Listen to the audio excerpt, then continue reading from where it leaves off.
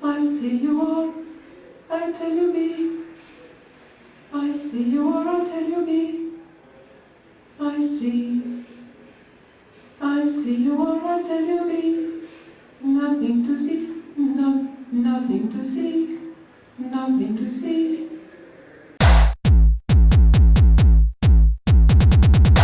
Hello, I'm Madge Weinstein of yeastradio.com, and this is Justin Polera of pulpistaken.com.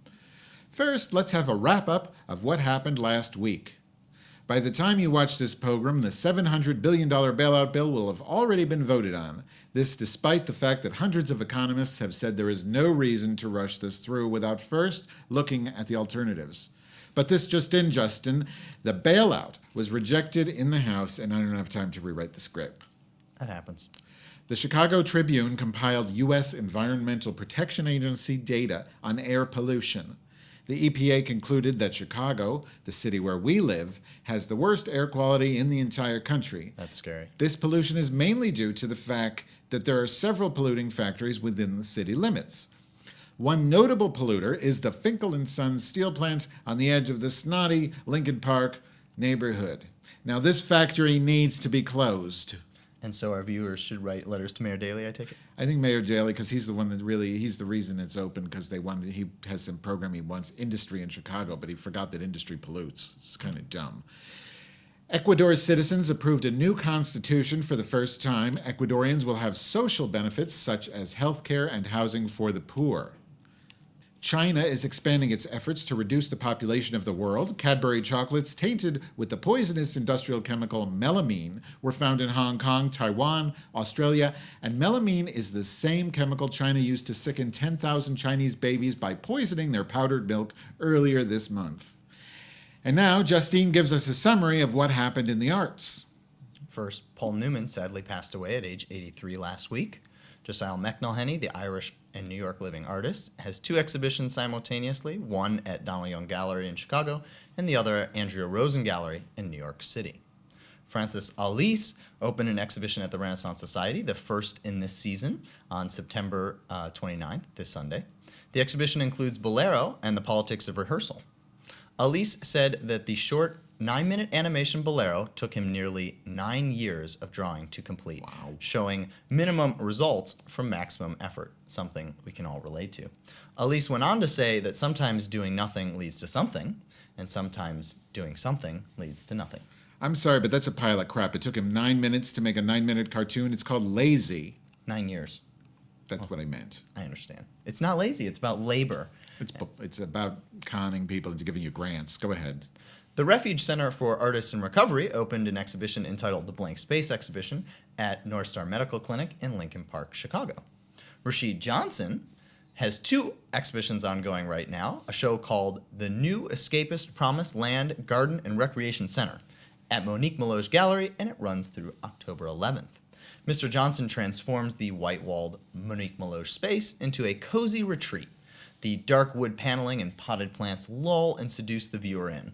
The 31-year-old artist creates a space that celebrates leisure, wealth, the high class, education, and deep black spiritualism. Is that like, what is deep black spiritualism? Is that like gospel music and that kind of thing, or what is it? Or is this like Sissy Spacek? No, this is the kind of Afrocentrism that was important in the black power movement in the 80s. The kind of spiritualism relates to jazz and the older religions of Africa combined with... What black spiritualism was prevalent in the 80s? Rap? No, jazz, like Sun Ra, the sort of space, no space, place better than this space. I missed that. I just know about rap. Mr. Johnson continues his interest in self-portraits dressed up as other people that relates to his interest in identity, belonging, and personal heritage. Here, Mr. Johnson dresses up as a black version of the white tennis star Jimmy Connors. Connors was notorious for being a huge dick.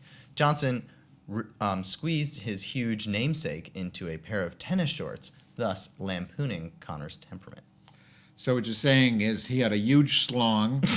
Rashid Johnson has a huge schlong to represent Jimmy Connors, who is a huge dick or schlong. Now, did Jimmy Connors also have a large penis? No, I think he probably was compensating. And how big?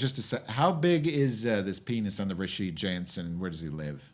Is He lives in local? New York. He was born in Chicago. He's a Chicago native, but he lives in New York City. You didn't answer the other part of the question. How big's the schlong? I don't know. I mean, I've seen a photo. It's huge. It's very big. How big is it? It's big. It's like at least Is it bigger than this microphone? it is maybe. It could be. All right. Well, maybe he can be our guest in the studio next week. All right. Well, I'm a lesbian. I just research things. You know what I mean? Like Margaret Mead. oh well. We should. Okay, I'm done commenting on that little story of yours. Okay, now for the top 5 for next week. The New York Museum of Modern Art opens a Van Gogh exhibition titled Van Gogh and the Colors of Night. It explores the deepest color palette of one of the great artistic visionaries. In Van Gogh, we see the improbable, that one person can truly succeed by trying very, very hard. But what makes that special? I mean, Because most people who try very, very hard don't succeed. I don't agree with that. Oh, I think, but I think in my experience in life, every time I've worked hard at something, I've accomplished it. And I'm a lesbian. Oh, well, I mean, then you have shown the improbable as well. The show, Democracy in America, the national campaign, opens at New York City's new space for art and design. American art star Jeff Koons beautifully fills the halls of gilded Versailles with his ultra-refined and polished, elegant pop sculptures. Coons. This week, the Industry of the Ordinary opens a new 12 by 12 exhibition curated by Chicago's own Dominic Malone. And they're planning a public intervention for opening night this Friday, October 3rd at 6 p.m., so be there. The late, great Enzo Mari has a small but beautiful exhibition at the Istituto Italiano di Cultura here in Chicago on Michigan Avenue. Now back to you, Madge.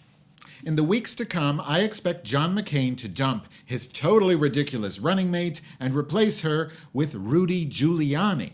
Incidentally, Giuliani's law firm is making a killing handling many of the legal cases related to the $700 billion bailout of assholes. Also, in the coming weeks, expect the end of the world, which will take place mostly in Alaska. Madge, how is it possible that McCain could dump his running mate? Well, he's been seen on airplanes traveling. He's basically locked Sarah Palin up. Okay. And then he's traveling with Rudy Giuliani instead of Sarah Palin. Now, this could be because they're discussing how to make money off the bailout scam. Could be. But I think it's because he's considering replacing him, the retard, with. I don't want McCain to win, but I would feel a lot more comfortable losing to a McCain with somebody who's not completely whacked out of their gourd on the second. Does that make sense? That makes sense. But McCain But I'm totally cannot for win. Obama. Absolutely. We have to support him and vote. That's all for this week. I'm Madge Weinstein of yeastradio.com. And I'm Justin Polera of pulpistaken.com. Please send us your comments and suggestions for future shows at pulpistaken@gmail.com. See you next time. If you lapsed and you know it's stable your layups. You lapsed and you know it's stable your layups. Oh, you lapsed and you know it. Your cunning will surely show it. If you lapsed and you know it's stable your layups. Oh.